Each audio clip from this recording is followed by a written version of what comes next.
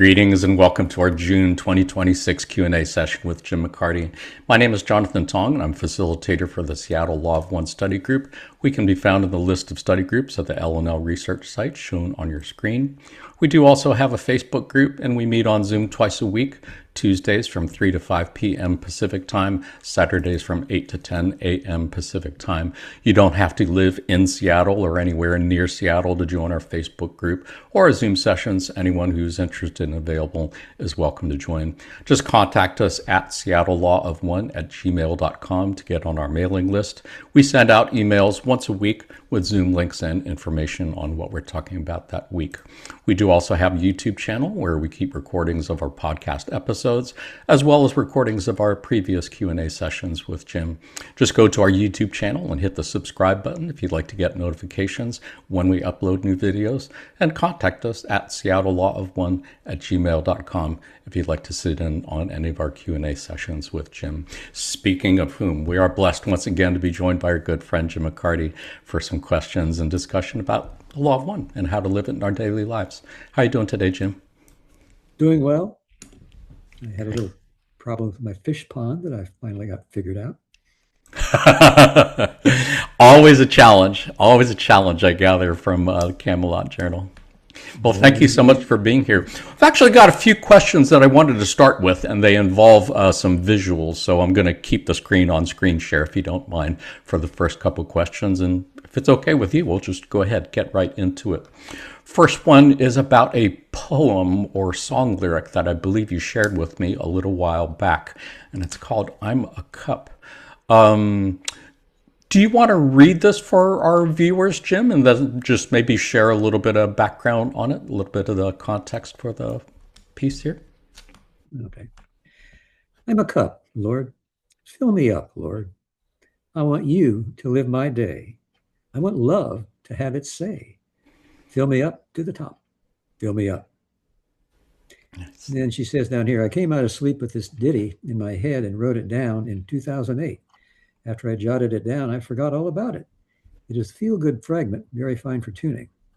Well, Carla, as most of you probably know, had experiences with Jesus from the age of 2 years old. And also, a friend of mine, who is on this broadcast, also gets music in her dreams. So I think this is a very inspiring way to get music. And Carla had a way of putting a lot of information into just a few words. And I think she did it in I'm a Cup. It's beautiful, for sure. It would be great for meditation, I'm thinking, as a mantra. So she wrote this as a song, and do you know if she recorded it? No, this was never recorded. No. Unfortunately.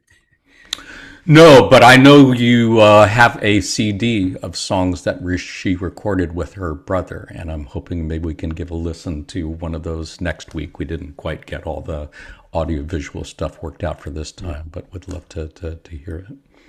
Do you know this piece, it didn't come from her autobiography, right? It came from her book of poems that you have? Her book of poetry. She has lots of different sections in the book of poetry, and some of them are very spiritual. Some are with family. Some are with difficulties. Various categories. And this one, I think, was just a fun one.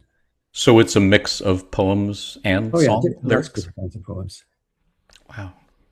Yeah, beautiful. Do you know if she continued getting songs, writing songs, like into her later years as well? Are these all from earlier years? These are from earlier years, and I don't think she was into writing songs. She didn't have as much contact with her brother. They did the songwriting together. Carla would write the words, and Tommy would write the notes. And Tommy was an amazing musician. He played the 12-string guitar. And later on in his life, he moved away from being an evangelical Christian to he could play rock and roll songs. He was here once. He said, I know 50 different rock and roll bands or groups. Ask me to play a song from any of them, and I'll play it for you. And wow. So I asked, well, how about the Allman Brothers? Or how about Leonard Skinner? Or how about Bruce Springsteen? And he knew songs from all of them. Wow. That's pretty impressive. Quite the transformation, I would say. Yeah, looking forward to hearing maybe a bit of one of those songs next month. For now, we'll just leave everybody hanging on that. And I did have another question about the Camelot Journal. For folks who didn't know, Jim has been posting thoughts and reflections on various sessions from the L&L channeling archives for quite a few years now. Refresh my memory, Jim. I know Carla started it. Can you share with our viewers like when Carla started it, why she did, and how it's evolved since then? In 2004, she was invited to go to England and speak in 5 different locations about the Law of One. So I went along with her. And as she was there, she recorded what she was doing in kind of a notebook. And since she was in England, she kind of looked back to the, I guess you'd say, the metaphorical King Arthur's court, Camelot, King Arthur's court, and the knights of the round table. And so that's where Camelot came from.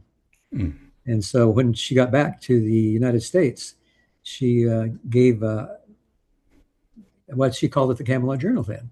Let everybody know how all the talks went, the questions that were asked, and just how that great time that we had together.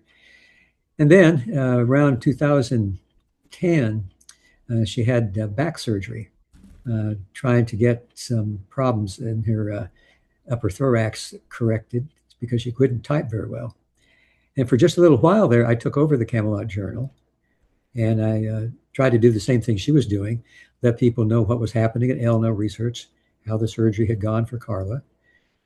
And then later, she had to have surgery on her lower back to fuse some of those vertebrae because she was having trouble walking.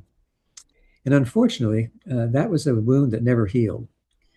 And so for a while then, I just took it over and did it the same way she did. And then when she passed into larger life, I decided that I would try to do more with the Camelot Journal to keep it going in honor of her. So what I did first was to go through the raw contact, all 106 sessions, all 2,600 questions.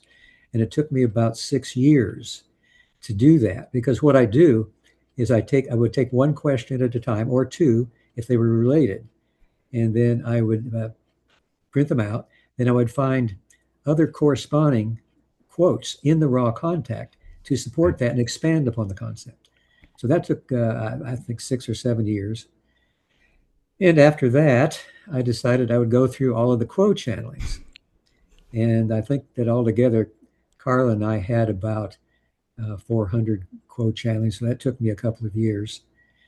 And now I've gone back to the beginning of Carla's channeling, November 3rd, 1973.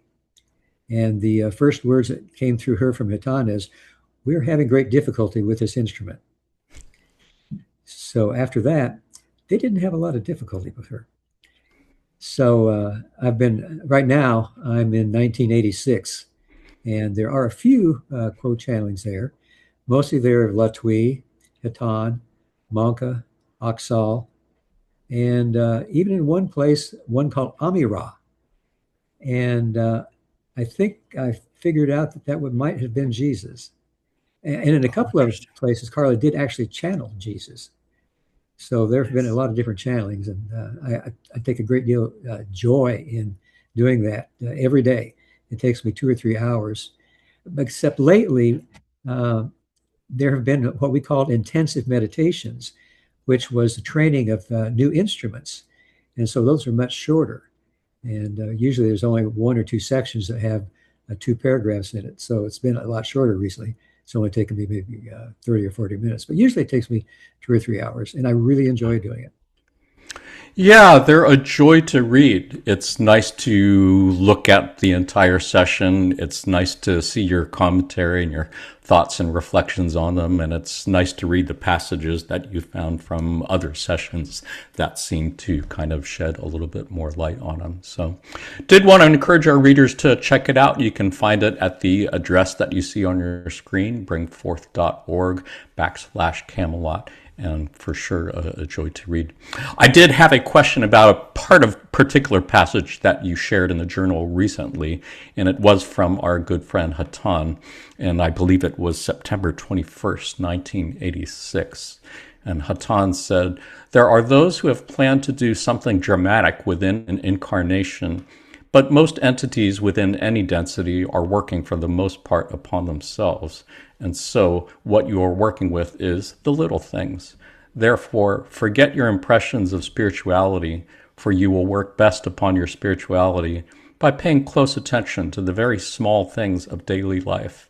We ask each of you to look at what you have done this day, at each word that you have said to another, at each gesture and smile and frown that you have shared with another consciousness." It really struck me as I was reading through that, because I think it's easy for us to think of you and Carla, Gary, Trish, and Austin through your channeling work to do things that Hatan refers to here as dramatic, or other people who are great spiritual healers or teachers or whatever. But the message that I seem to be getting from Hatan here is that you don't really need to do any of those big dramatic things that catch a lot of people's attentions, and that everybody can make a big difference just through the small things that they do in their daily lives to lighten Earth energies, which is the Wanderer's mission, as I recall. Did you have any thoughts, reflections on that? Am I reading Hatan right? Are you seeing that the same way? Yes, I think that everybody has something that, or maybe more than one thing, two or three things that will keep repeating in their life. Little things, like if you see some flies in your home, you know they can't live without fresh air.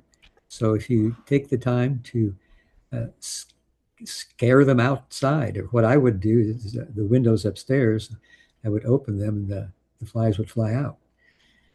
And if you see a little lizard in your yard, like I've seen a couple of times, and is caught in a bowl, which it was out by my fish pond, and it was a skink actually, and it couldn't get out of the bowl because it's slick, so I just let it out. So little things like that to keep popping up, look at them as something to do to be of service. I take care of my neighbor's newspaper every morning. He has colon cancer, prostate cancer. And so I put the newspaper on his porch so he doesn't come out in the bad weather and have to deal with it. Or my neighbor across the street, she's in a care home in about an hour and a half from here in Mount Sterling, but she loves to feed the deer and the birds and the hummingbirds.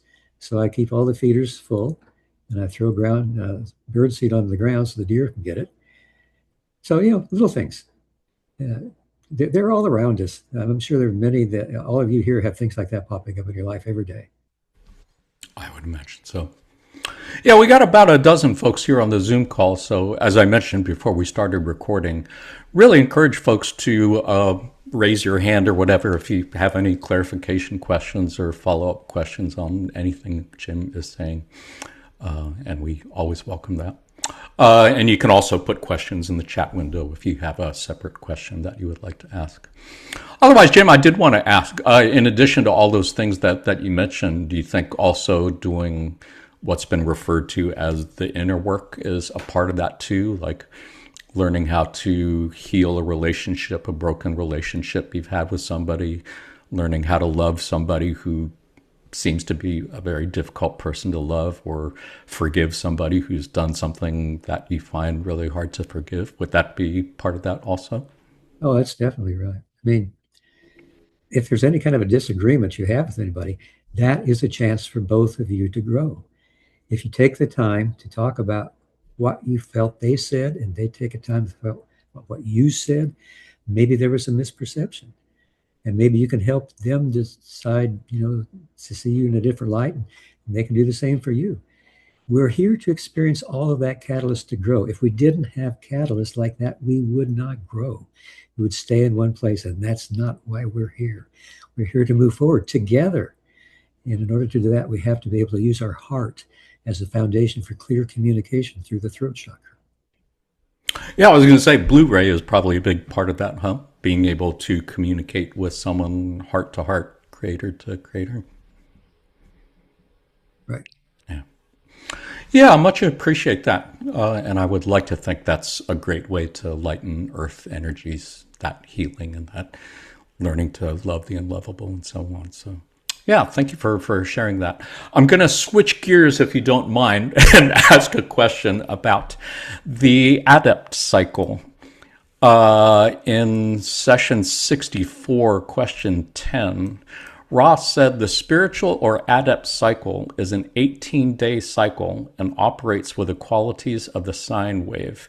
Thus, there are a few excellent days on the positive side of the curve, that being the first 9 days of the cycle, precisely the 4th, 5th, and 6th, when workings are most appropriately undertaken, given that the entity is still without total conscious control of its mind, body, spirit, distortion reality. For viewers who aren't quite clear on this, adept is a term that's used often by the entities known as Ra and Quo to refer to, let's just say, advanced students of the Law of One and students who are doing perhaps what could be referred to as magical workings. This is an example of a sine wave like they're talking about, where the purple line represents the Adept cycle, the red line represents your physical biorhythms, you could say.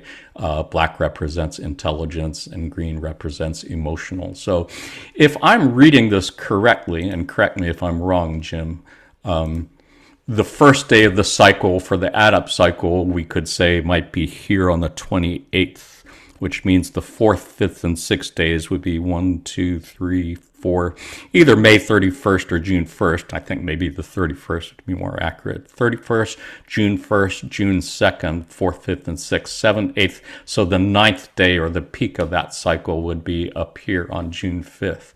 So do you have any idea why they're saying that the 4th, 5th, and 6th days are when workings are most appropriately undertaken, as opposed to like the peak of the cycle, which would be the 9th day? Well, this is just my opinion. I think that the 4th, 5th, and 6th have the balance of love and wisdom, and that you are able to use both love and wisdom in interacting with any person or any situation, or even yourself, that is more likely to be helpful. You're more liable to be able to do that on those days. Why do you think, why would that be on the 4th, 5th, and 6th days that you would have that balance? Well, again, I'm looking at it as being a way of balancing love and wisdom.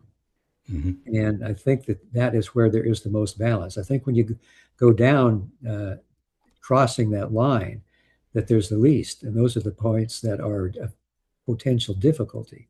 And when you're at the very bottom there, then you have a different kind of energy that's available to you. Interesting. Yeah, appreciate your sharing. I have no idea. I've been wondering about this for a while and been wanting to ask about it for a while. I thought it might have to do with just, well, you're not really thinking so much about being at the peak. So before that would be when you're maybe just acting more spontaneously without being so conscious of where you are on the cycle. Well, actually, I don't think anybody, and I know it's true for me, is aware of what point in the cycle I am at any particular time. If I think I'm having some difficulties that I can't deal with, then maybe I am at that crossroads where I don't have much love or wisdom. But I have no idea. 99.9% of the time, I have no idea where I am in the point, the Adept cycle. You don't pay attention to your personal cycle in particular? I just try to treat every moment, the present moment, whatever it brings me. I try to share love and wisdom. I try to balance it, and I try to share it open-heartedly. That makes sense. And I believe Ra did say at some point, when you get to a certain level of working, the cycle really doesn't matter anymore. Right. So, yeah, a good thing to remember. For viewers who are interested, if you want to check out your particular cycle, you can go to L&L Research, click on the channeling tab, click on the raw contact link from the drop down menu, and then scroll down a little bit past all of the channeling sessions and find the one that says 18-day Adept cycle. And if you click on that, you could put in your birth month, day, and year. The one that I put on the screen is just as an example from January 1st, 2000, somebody who was born on that day. And then put in whatever day you want, perhaps the current day, click on calculate, and that will show up for you. So if you're interested, check that out. Otherwise, I think I had one more question that I wanted to start off with, Jim, and that is about Edgar Cayce, Atlantis, and the Law of One. For viewers who don't know who Edgar Cayce was, he's been mentioned a couple of dozen times in channeling sessions over the years, including in the Raw Contact. He was known as the Sleeping Prophet because he was a well-known clairvoyant from the U.S. in the early 1900s, considered one of the founders of the New Age movement in the U.S., and he gave thousands of readings in his sleep, talking about healing, reincarnation, future events. He spoke many times about Atlantis and mentioned the Law of One specifically almost 50 times as an important part of its history. So I was curious, Jim, were you or Carla aware of this? Were you up on Edgar Cayce, Atlantis? Were you aware that he had talked about the Law of One a fair bit? We were basically aware of that. We did not know a lot about Edgar Cayce. A good friend of mine in Nashville is a great granddaughter of Edgar Cayce. And about 3 years ago, she gave a presentation here on Edgar Cayce that was the most amazing presentation I've ever heard.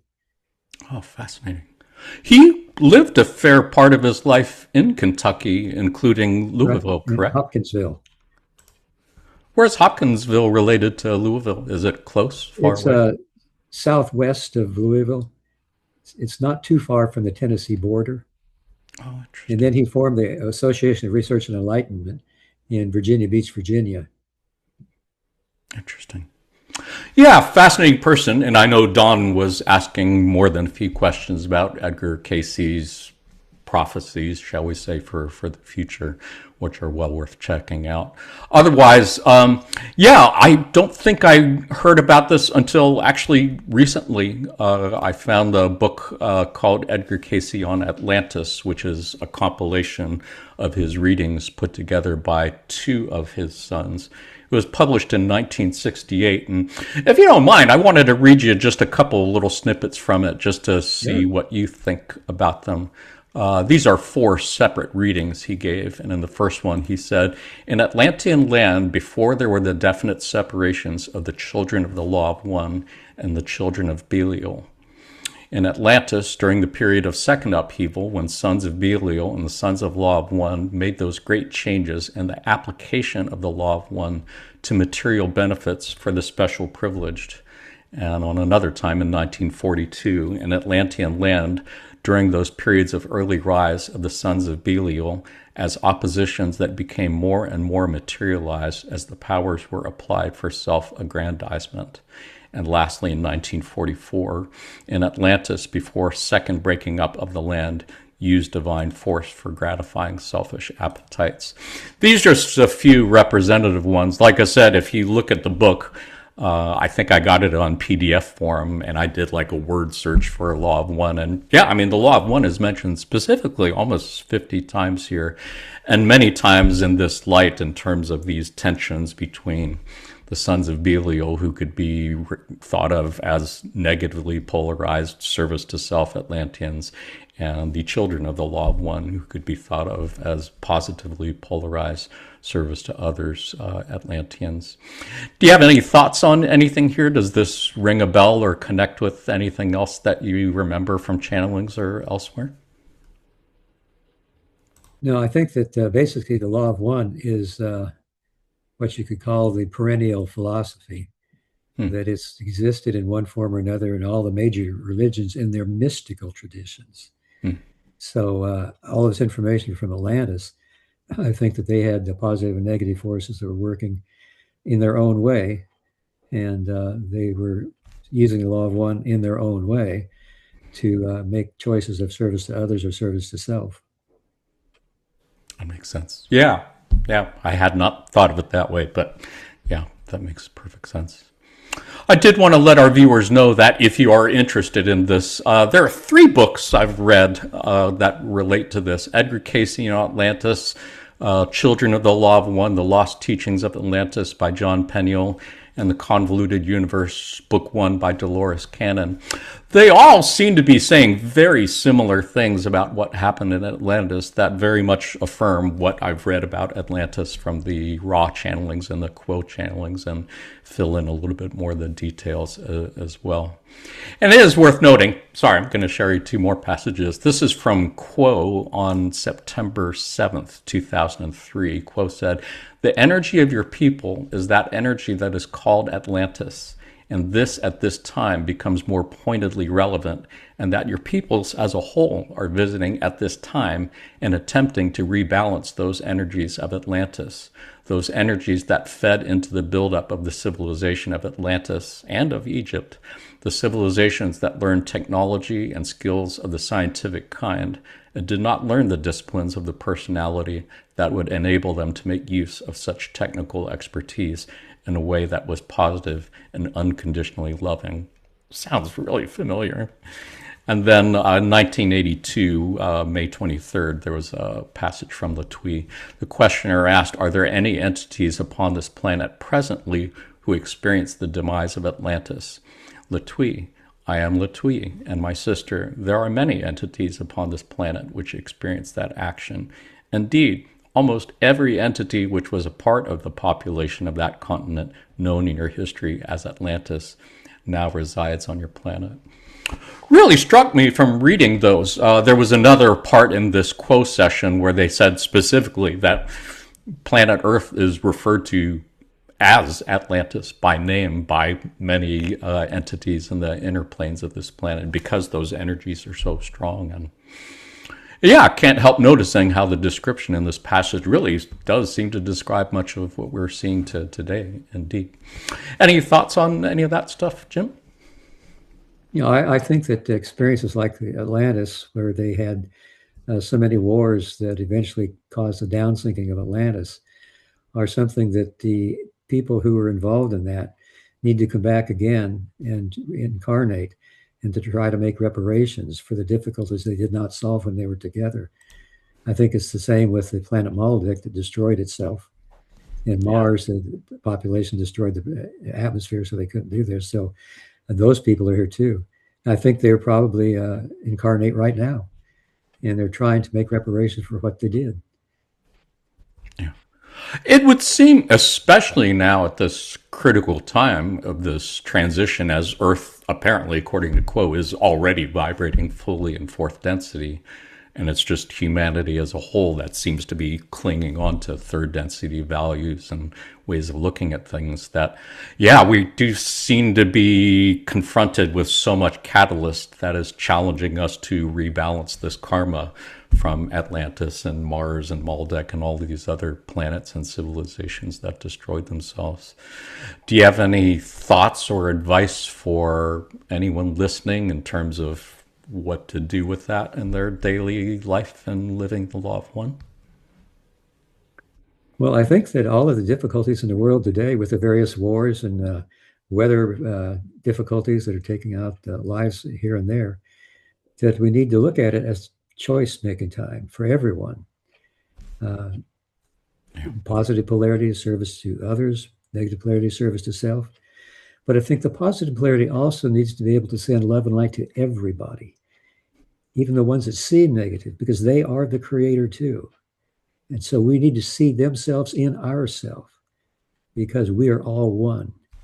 So we need to love everyone. That's the way we move here, forward into the 4th density of love and understanding. So beautiful. That does seem to be the challenge, I think, for those on the service to others path. Yeah, thank you so much for sharing that. I did have another follow-up question, and I know they're mentioning Egypt here, and I know there's so many questions that Don asked about Egypt and pyramids and such, and the raw contact, and through Carla, Raw shared quite a bit of that. And I was just curious, at that time in the early 1980s, did Carla or you already know a fair bit about ancient Egypt? and No, or pyramids? no, I don't think we knew anything at all. I think Don may have. He'd been studying, I guess, ancient civilizations and ritual magic for years before I ever knew him. But I didn't know anything about Egypt. It And was all Carla did not either? no. Well, as far as I know, she didn't. I mean, she may have, but I don't think so. It's fascinating just because I was going back and rereading a few passages and I saw references from Ra to specific individuals like Akhenaten and Imhotep and the way they are described by Ra there. When I went back and looked them up on Wikipedia, it's like, wow, like really surprisingly accurate and on point. And yeah, it's impressive. So. Yeah, thank you for sharing all that, and thank you for hanging in through all there. I did actually have a couple questions that I believe were sent in to us from folks in our Facebook group, and I do see possibly some questions in the chat window also. So how about, why don't we just start with questions in the chat window? We can go back and forth as needed. Kathleen, I know you had a question you wanted to ask. Would you like to unmute your mic and ask?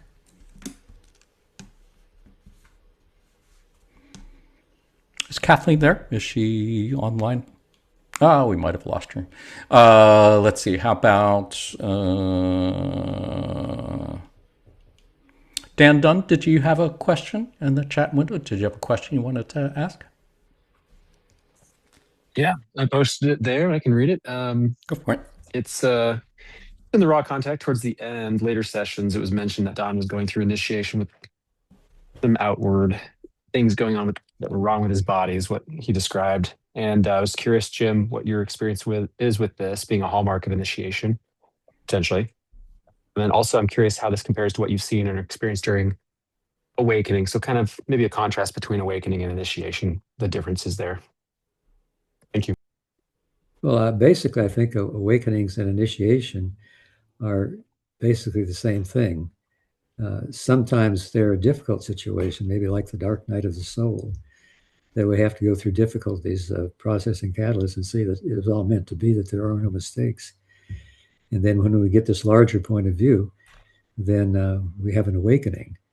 Sometimes initiations are the same way. They require us to look into the deeper part of ourselves for answers to problems that look like they have no answers at all. And if we can meditate and ask that still small voice within us what we should do, then sometimes we're given an image, a thought, maybe even a word or two. And then we move in that direction and go through the dark night. And eventually the dawning comes and we are awakened to a larger point of view. I think everybody, when they process catalyst, is going through some kind of initiation or awakening. Because like I said before, that's the way we grow. If we don't have catalyst, we don't grow. So everybody has a chance to go through these initiations and awakenings if you just do it with your heart and your Blu-ray too. That's beautiful. Any follow-ups on that, Dan? I love that answer. I'm curious if, I guess it just seems like it's very personal, where, Don maybe had some issues with his body. He was kind of wondering what's going on. But in other contexts, obviously, it just depends on the person, what happens to them, so to speak. Yes. Actually, I don't remember a lot that Don had problems with his body. Carla had a lot of problems with her body. She had rheumatoid arthritis that was, I believe it was pre-incarnatively chosen to keep her from being too active in the material world so she could focus on meditation and channeling. But Don, toward the end of the raw contact, I think the initiation he was going through was something that was causing him to see things in the world differently than he had before. Before, the hawk was always a symbol to us that whatever we were doing, we should continue doing. So when we went down to Atlanta to look for a place that Don could live, instead of having to drive half hour to the airport, fly an hour and a half to Atlanta, where he was based for Eastern Airlines, that if we were down there, then he would just have to drive a couple miles to the airport. And we found a place that was just 2 miles from the airport. And then when we got back home, as soon as we walked into the living room, a huge hawk landed right outside the door. And Carla and I thought, all right, we found the place. But Don didn't see it that way. For the first time ever, he saw it the other way. And so that was our first clue that something was different in Don, that kept going, worse and worse, till finally he committed suicide. And then, of course, the day after he committed suicide, Carla and I had just finished making love in what's now the office, and she saw him in a waking vision. And the first thing he said was, "Look what I missed," because he liked being celibate. And then he said, "You won't know that this happened the way it should have happened until you too go through death's door." Amazing. Yeah. Any other follow-ups on that, Dan? No, and in fact, I appreciate the clarification, because I think he says something to the effect of, like, it's starting a session towards the end of the sessions, and it's something like, "What's wrong with me?" or "What's going on?" And so I just assumed it was physical. Oh, but yeah. I know you're what you're correct. talking about now. Yeah. Yeah, No, he it's had probably some problems mental, with his. emotional. Yeah, he had some physical problems he was trying to get some solutions to, Okay. but Very he didn't good. get any. I appreciate that insight on the waking vision that Carla had. That those are some details I didn't have before. It's awesome. I'm really tempted to ask about making love in the office the day after Don committed suicide.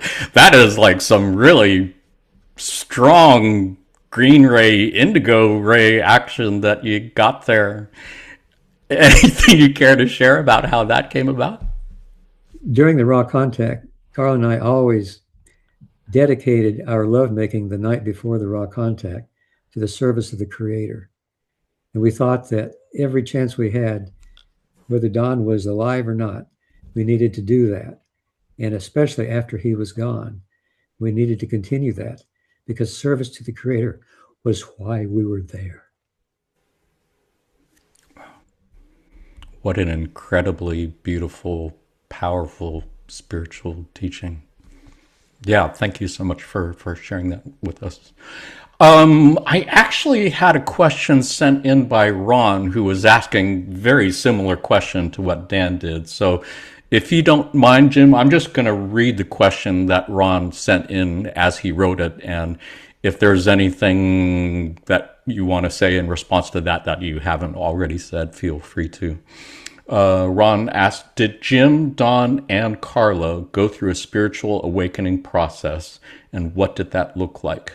Did they suffer from catalysts that caused the awakening, or were they just interested seekers? Ross states that about 80% awaken through catalyst or suffering, and the other 20% through seeking. Anything you want to add to what you already told us? I don't remember any awakening experiences that Don, Carla, and I had when we were together. But on these tapes that I mentioned to you, Carla shared something that I was not aware of, that for 3 days and 2 nights, she felt that she was the creator, and that the love in her heart was the solution to all the problems in the world. And I don't remember that, but that is certainly an awakening experience. Sure. Yeah, I was gathering that each of the three of you had your different awakening experiences separately before you met. Sure. I had another. Raquel, do you have a follow-up? Yes. Hi, Jim. Hi, everyone. Thank you, Jim, for being here as usual. Yeah. Would you say that the awakening experiences, there's multiple levels to awakening, like and basically piercing the veil. So for people to understand is sometimes you awaken to like you start to understand creation, you start to understand that you're one, but then there's multiple layers of the awakening process where you come into more understanding. And I think what you just mentioned about Carla, it's like she finally like got the aha moment, I guess, that she is the creator, you're all one. Because as somebody who understands logically that I am the creator, I'm still kind of like toying with that line of like fully immersing myself to like knowing that I'm the creator and that I, it's like it's logically in my brain, but the understanding is still like not fully registered yet, if that makes sense. And what was your question? My question is, is there different levels to the awakening process, basically? Like, and would you say that's what Carla reached, like her peak level of awareness of awakening at that point when she realized she was the creator? Yes, I definitely think that. And I just now remembered on my 77th birthday, 2 years ago, I had a dream. And in the dream, I saw that there was no end to my beingness, that I was everywhere at all times. Wow. That's a beautiful dream, actually. That's another initiation, I guess, understanding that there's no end to you. Yeah. It might have been, I don't know. But it was a very short dream, but it was very powerful. Is that a feeling experience that you have felt before or since? No, that's the only time I ever felt it. Wow. Oh, it's beautiful. Do you feel like the one infinite creator right now as we're speaking? Well, I know we're all the creator. Yeah, I know. And I did want to tell Raquel, you are also the one infinite creator. I know. So whatever I'm feeling, I know the creator's feeling too, because that's the way I help the creator know more about itself.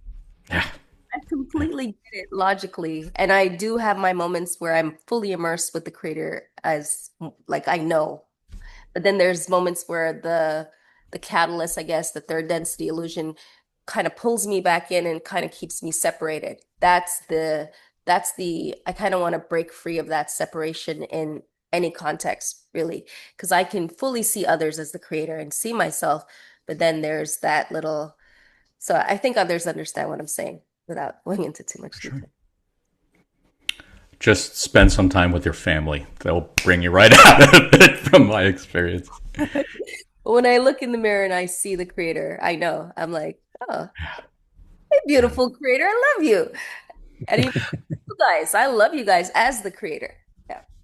That is something I appreciated about the Law of One from the beginning, which, I mean, in any other religious tradition, it would be considered blasphemous or insane to claim that you are God. And yet that is kind of like a fundamental principle of the Law of One. Was that something that struck you, Jim, at some point when you first learned about it? And I don't know if you were already familiar with thinking of yourself as creator. Was that new to you? How did you respond to that? It was totally new. But if you want to take it all away, there's nothing that is not the creator. This new computer I've got is the creator. That bottle of water over there is the creator. Every tree in my yard is a creator. Yeah. Yeah. Beautiful way to go through life, to try to remember that as much as we can. Raquel, thank you so much for the follow-ups. And Jim, thanks for shedding light on that. I have a couple other questions that got sent in, and then that's pretty much all I've got. I'm not seeing any questions in the chat window, so we do have time. If anybody on the Zoom call has questions they want to ask, go for it. Otherwise, I'll probably just go straight to the pop quiz after the next couple questions. Next question came from Carrie, who's asking, what other kinds of spirits did Ra talk about? She's saying that devas and nature spirits are new to me. Any light you'd like to shed on that for Carrie, Jim? Well, I think that Ra was talking about devas and nature spirits and sprites and so forth. If you garden, like I do, that usually you attract those nature spirits to the various gardens that you have.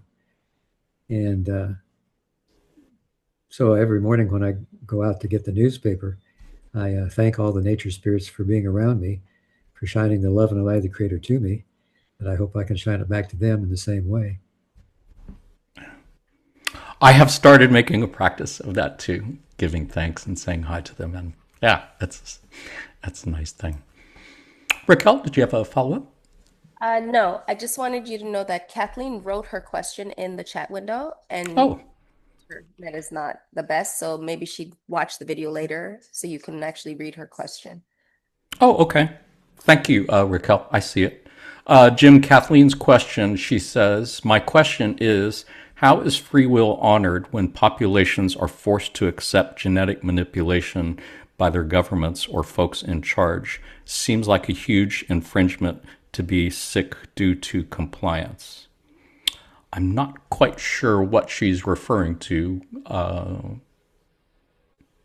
Do you know what she's talking about, Jim? What she's Well, we referring to? all have free will. Some people are not allowed to exercise their free will for one reason or another.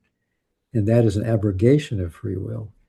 And the ones doing that is probably a negative-oriented entity. I believe she had asked a question last time about vaccinations and mandatory vaccine mandates. I'm not sure if that's what she's referring to here. I was not thinking of that as genetic manipulation. I thought maybe she was talking about the Mars thing, the genetic manipulations of the Martian population, which I believe the council did say was a violation of free will. Am I remembering that correctly, Jim? Yes. Even though those of the positively oriented Yahweh were trying to do something positive, the rest of the guardians thought that it was the wrong choice. And that's why the quarantine was put in place, was it not? Right. Right at the beginning of a 75,000-year cycle. Yeah. Long time ago. Yeah, still working through that for sure. Had one more question from Fred, and that is, based on what you have learned from Ra, how would you personally describe the sun, our sun, as a co-creator or sub-logos? That's the way I describe it. It's pretty much. I mean, the light of the sun. Ra left Venus. They didn't say exactly where they went, but they said they were their sexual intercourse was actually producing the light of the sun. Yeah. So that's where we get our life from. If we don't have a sun, we don't have life. Isn't that a beautiful thing? That what we perceive as sunlight is in fact love, manifested love. It's beautiful. Well, and it would explain why in Egyptian mythology, Ra was referred to as the sun god, close association with the sun. So not surprising. Thank you so much for answering those questions, Jim. I'm not seeing any other questions. Folks on Zoom, if I missed somebody, please let me know now. Otherwise, I think we'll go ahead and wrap things up with a little pop quiz. Pop quiz, of course, is something we like to do at the end of our time, just to end our otherwise serious discussions on a lighter note and maybe look for law of one connections in pop culture. So, Jim, I know you are obviously familiar with the Camelot Journal after having written it for many years, but how familiar are you with the entity known as King Arthur and Kingdom of Camelot? I don't think I asked you earlier today. Were you and Carla like up on all the King Arthur legends and stories? Carla was, not so much me. So we'll see. Well, you've been batting pretty good up to this point. Whatever guesswork you're doing, I'd say is working pretty well for you. And viewers, you can try out for yourself and folks on Zoom. I'll ask you 3 questions about it. Jim, go ahead, say your answers out loud so our viewers can hear you in space-time. Folks who are watching this on video at some time in the future, you can say your answers out loud so we can hear you through time-space. Folks who are here on the Zoom call, feel free to put your answers in the chat window. So your first question, Jim, is, in which century did the earliest writings about King Arthur and Merlin appear? Was it 12th century, 13th century, or 14th century? I'll go with A, 12th century. A is correct. Yeah, indeed. I believe there were other writings that came before this, but the first writings that had Arthur and Merlin and Guinevere and Camelot and the Excalibur sword, I believe came from a book written by a Catholic cleric named Geoffrey of Monmouth, who wrote a book titled History of the Kings of Britain. How about your next one? Speaking of Excalibur, according to the oldest King Arthur stories, Arthur acquired the sword Excalibur by what? Was it A, pulling it from a stone, B, being given it by the Lady of the Lake, or C, obviously not B, strange women lying in ponds? Distributing swords is no basis for a system of government. Supreme executive power derives from a mandate from the masses, not from some farcical aquatic ceremony. That's a pop culture reference for anyone who didn't get that. What do you think, Jim? A, B, or C? I'm going with A again, pulling it from a stone. Yeah, well done, indeed. The first mention of the Sword of the Stone is from a French poem, Merlin, from 1200, according to which Arthur got the throne by pulling the sword from a stone on Christmas Eve. The other version with the Lady of the Lake is from Thomas Mallory's 15th century text, La Morte d'Arthur, which depicts the Lady of the Lake offering Excalibur to Arthur. Answer C, of course, is a reference to that classic pop culture work, which is Monty Python and the Holy Grail. Did you ever watch any of the Monty Python stuff? No, I never did. Well, obviously not missing out on a whole lot. Let's try our third question. Viewers who are Monty Python fans hopefully appreciated that. Let's try one more question. Where was Camelot most likely located? Was it A, in Caerleon, Wales, B, in Winchester, England, or C, in our imaginations? I'll go with B, in Winchester, England. Nice. Yeah, according to Geoffrey of Monmouth, who wrote that History of Kings England, Arthur's castle was in Caerleon, Wales. And according to Thomas Mallory, the person who wrote the Sword in the Stone story, he put it in Winchester, England. According to most scholars, though, Camelot was entirely fictional and did not really have any physical location in space-time. Which brings me to one last passage that I wanted to throw by and see what you thought. On January 12th, 2008, there's no references to King Arthur here, but I think it's relevant. I believe the question was originally asking about Don Juan Matus, who was written about in the Carlos Castaneda books, for anybody who knows who Carlos Castaneda was. Question was whether that person actually existed. Quote said, the question of whether one such as Don Juan Matus or Jesus the Christ or Zarathustra was real is irrelevant to spiritual seekers. Each thought that has been thought by any entity in creation has a reality. It has a vibrational nature. Depending upon the intensity of that thought, its life may be tenuous or powerful. And if a group of entities working with the construct of a Don Juan Matus or a Jesus Christ or a Zarathustra, then the thought forms connected with this entity build up and have a life of their own, with their vibrational characteristics depending upon the strength of those who come to form themselves by thinking along the lines suggested by one of these great teachers. Do you think that would apply to King Arthur? That even if this entity never actually existed in history, and as far as I can tell from the hour or so I spent researching this, there are no reliable historical records of a King Arthur actually existing.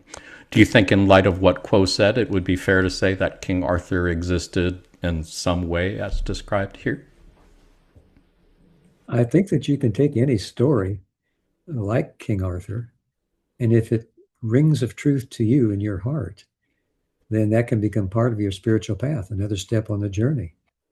And that can happen with any book, or maybe even the neighbor's story about how they were raised, or any story that has meaning to you. And we're all here to make choices about how we're going to travel our spiritual path. And they all don't have to come from what you would call third density solid reality. They can come from our hearts. They can come from experiences we have throughout our life. Every step, part of that spiritual path. We create our own spiritual path. Even if we go along a spiritual path that's by some religion or philosophy, we all have our unique interpretation of it. You know, so that's the way we move forward on our spiritual journey back into unity with the one infinite creator. Yeah, I appreciate your sharing that. I know a lot of people for many, many years have gotten hung up over whether things that are mentioned in the Bible, for example, happened historically or not. And I think if I understand what you're suggesting correctly, it really doesn't matter that much. I mean, the parables that Jesus told obviously weren't real, they were parables. And yet, as I think you're saying, they obviously have a lot of meaning. So maybe that's important to remember. Jim, I really wanted to thank you for being with us today, and as always, for sharing your time and your thoughts and your love and wisdom with us. Did you have any final thoughts, reflections you wanted to share with folks before we say goodbye? Well, I just want to thank you all for your questions. And even if you didn't ask a question, your presence is much appreciated. I feel your love. And the more we get together, the more I feel like we have a little journey we're going to keep traveling together for the rest of our lives. I look forward to taking every step with you, every step from my heart to your heart to mine. And I love you all. Thank you for being a part of my life. Oh, likewise. We love you much, Jim. Thank you for being part of our lives and allowing us to be part of your spiritual journey, and for you being part of ours. Thank you for all you've done and continue to do in service to others. To all the friends at L&L Research, thank you for all you've done and continue to do in service to others. Thank you for all of you who joined us on our Zoom call today. Thank you for all you've done and continue to do in service to others. And to you who are watching this on video at some time in the near or perhaps distant future, thank you for all you've done and continue to do in service to others. We are sending you our love light, and we are receiving yours. Until next time, in the love and light of the one infinite creator, Adonai, namaste.